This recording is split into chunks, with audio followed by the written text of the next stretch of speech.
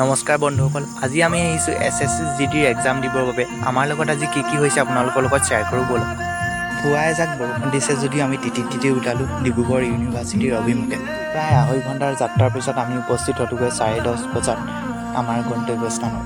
1 ঘণ্টা সময় ৱেইট কৰাৰ পিছত আমাক 11:30 বজাত এণ্ট্ৰি দিলে এক্সাম চেণ্টাৰ। মোৰ এক্সাম 2টা বজাত শেষ হ'ল আৰু মই 2:45 মানৰ এক্সাম চেণ্টাৰৰ পৰা বাহিৰলৈ ওলালোঁ আৰু আমি তাৰ পাছত লগে অকণো সময় নষ্ট নকৰাকৈ ৰাওনা হ'লোঁ লাহোৱাল কলেজৰ অভিমুখে, কিয়নো মোৰ বন্ধুজনৰ এক্সাম চেণ্টাৰ পৰিছে লাহোৱাল কলেজ আৰু তেখেতৰ ৰিপৰ্টিং টাইম আছে আপোনাৰ 3টা বজাৰ পৰা 4টা বজাৰ ভিতৰত। কিন্তু কি ক'ম, ভগৱানে আমাক দিলে নহয় লেঠা।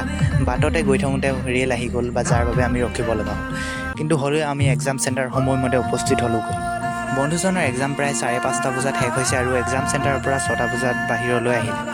লগে আমি ৰাওনা হ'লোঁ ঘৰৰ অভিমুখে। বাটেদি আমি আহি থাকোঁতে জগন্নাথ মন্দিৰ ভাগ দেখিবলৈ পালোঁ, কিন্তু ভিতৰত সোমাব নোৱাৰিলোঁ।